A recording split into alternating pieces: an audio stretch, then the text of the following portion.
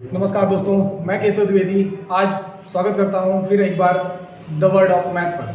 चलिए, तो आज मैं आपको बताऊंगा कि किसी भी संख्या अभाज्य संख्या की डिविजिबिलिटी कैसे ज्ञात करते हैं, कैसे हम किसी भी अभाज्य संख्याओं की डिविजिबिलिटी विभाज्यता कैसे हम ज्ञात कर सकते हैं। तो आज के इस वीडियो में मैं आपको सिखाने वाला हूँ। जैसा कि आप जानते हैं, यदि आपने हमारी प्रीवियस वीडियो देखी होगी तो उसमें मैंने आपको बताया है 2 की डिविजिबिलिटी, 4 की डिविजिबिलिटी, 8 की डिविजिबिलिटी, लगभग मैंने सभी भाज्य संख्याओं की डिविजिबिलिटी का नियम आपको बताया है कि कैसे हम आसानी से उन्हें सॉल्व करेंगे। तो आज मैं इस वीडियो में आपको बताने वाला हूं कि how to find prime number divisibility with seed number. इसका मतलब है कि कैसे अभाज्य संख्याओं की डिविजिबिलिटी हम कैसे बीजांक संख्या की सहायता से आसानी से ज्ञात कर सकते हैं। तो दोस्तों, सीड नंबर एक ऐसा नंबर होता है जिसमें आप किसी भी बड़ी से बड़ी संख्या की डिविजिबिलिटी, अभाज्य संख्या की डिविजिबिलिटी आप ज्ञात कर सकते हैं। तो आज मैं बताऊंगा कि हम कैसे निकालते हैं सीड नंबर, और उस सीड नंबर की सहायता से किसी भी संख्या की डिविजिबिलिटी हम कैसे पता लगाते हैं कि वह संख्या उस संख्या से विभाजित होगी या नहीं। इसे मैं समझाता हूं आपको इस पूरे अपने कॉन्सेप्ट के साथ। दोस्तों, हमारे YouTube चैनल पर आपको पूरा वीडियो सीरीज मिलेगी जिसमें मैं आपको पूरा सिलेबस कवर करवाऊंगा बेसिक कॉन्सेप्ट के साथ। तो आ जाइए, हम सीखते हैं, आज की शुरुआत करते हैं। तो ध्यान दीजिएगा, बीजांक संख्या। तो दोस्तों, बीजांक संख्या का जो फॉर्मेट होता है वह होता है आपका 10n + -1। आपको समझ में आ रहा होगा यहाँ पर कि 10n + -1 होता है। ये होता है किसी भी बीजांक संख्या का फॉर्मेट। मैं आगे आपको समझाता हूँ। जहां ये फॉर्मेट में आपका जो n है वह है बीजांक संख्या। अभी बीजांक संख्या क्या है मैं आपको फाइनली एक्सप्लेन करता हूं बेहतर तरीके से। चलिए देखिएगा, ध्यान दीजिएगा।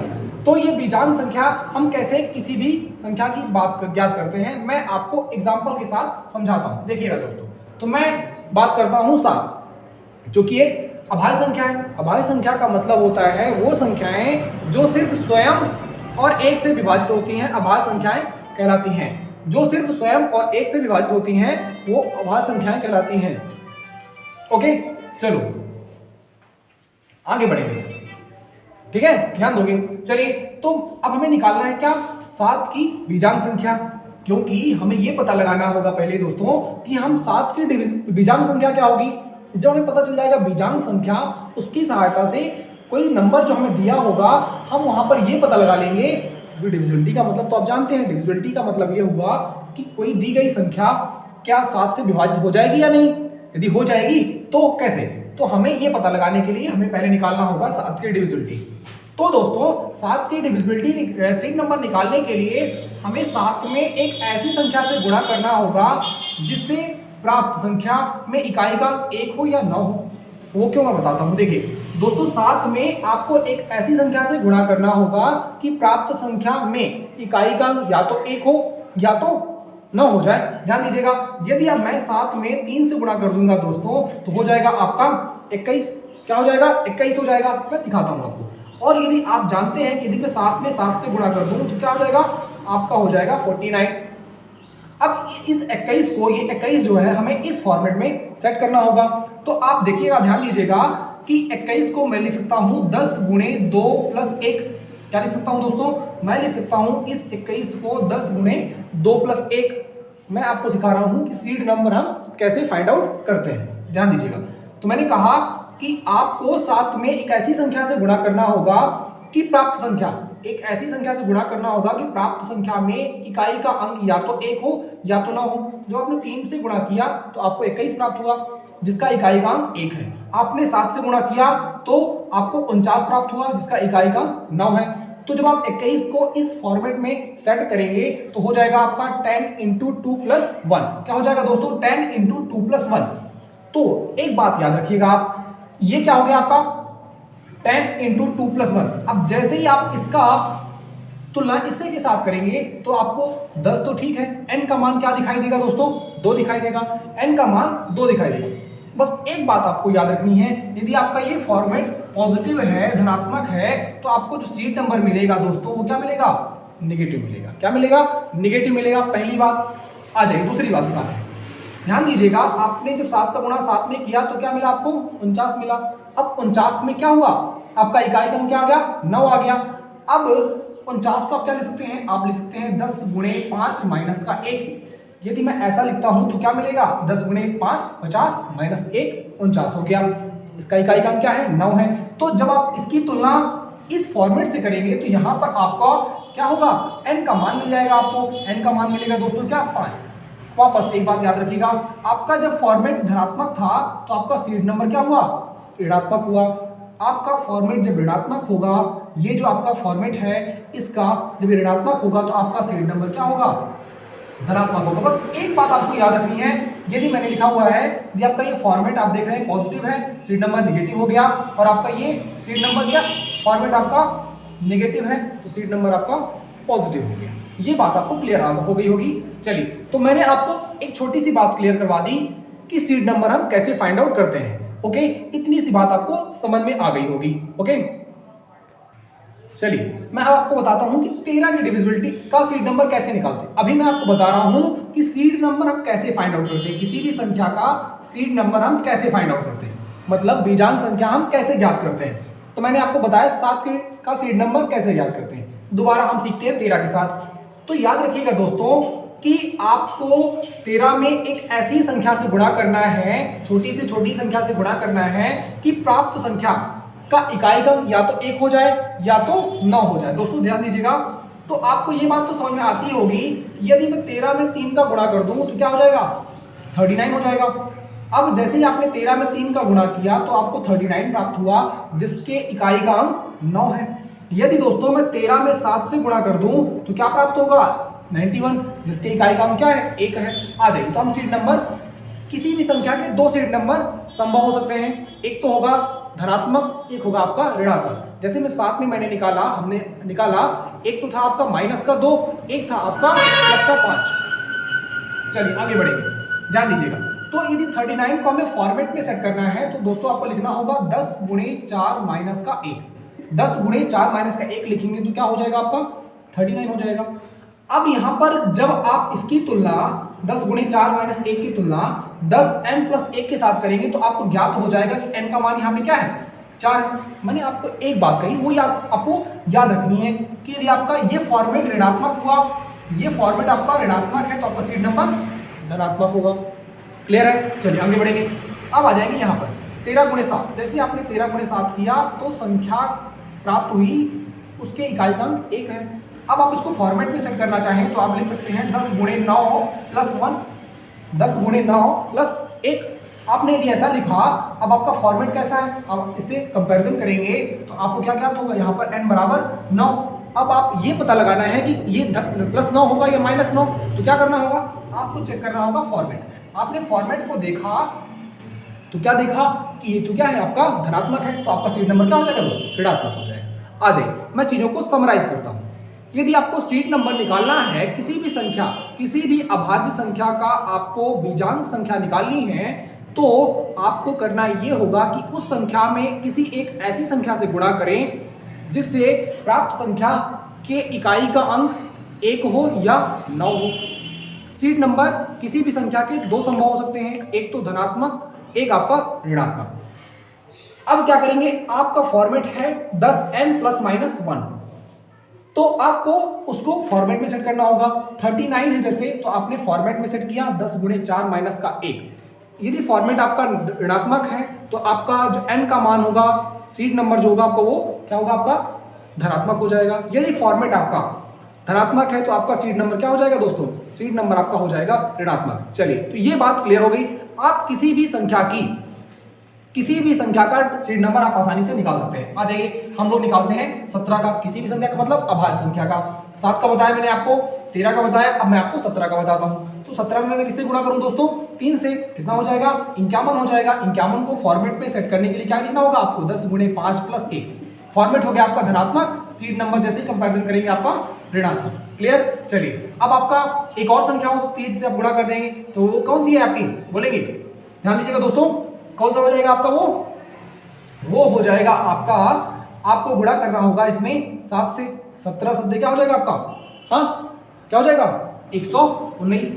सही है, बिल्कुल। चलिए, 119 हो गया। अब आपको लिखने के लिए क्या लिखना होगा, 10 गुणे 12 माइनस 1। यहाँ सीड नंबर क्या हो जाएगा आपका, n बराबर 12 हो जाएगा। मतलब क्यों, क्योंकि फॉर्मेट आपका ऋणात्मक है, सीड नंबर आपका धनात्मक हो जाएगा। चलिए क्लियर है। ये बात आपको इतनी समझ में आ गई होगी, तो हम बढ़ेंगे आगे की तरफ। चलिए, तो अब मैं आपको बताऊंगा दोस्तों कि ये सीड नंबर निकालना तो मैंने आपको सिखाया, अब मैं आपको सिखाऊंगा कि इस सीड नंबर का हम की सहायता से उपयोग कैसे करते हैं, यूज कैसे करते हैं, तो मैं आपको बताऊंगा। ओके, चलिए दोस्तों, तो अब मैं इस एग्जांपल में आपको सिखाऊंगा कि हम कैसे पता लगाते हैं सीड नंबर का, हम यूज कैसे करते हैं।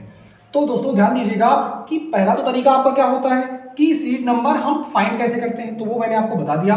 देखिए हमें चेक करना है कि ये 607 है 7 से विभाजित होगा या नहीं, डिविजिबल बाय 7 और नॉट। आपको पता लगाना है कि ये 7 से विभाजित है या नहीं।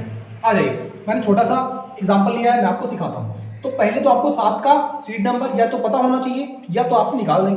तो निकालने का तरीका वही होता है, याद करिए मेरे साथ, 7 में एक ऐसी संख्या से गुणा करें जिससे क्या हो जाए, संख्या का इकाई का या तो 1 हो जाए या तो क्या हो जाए आपका 9 हो जाए।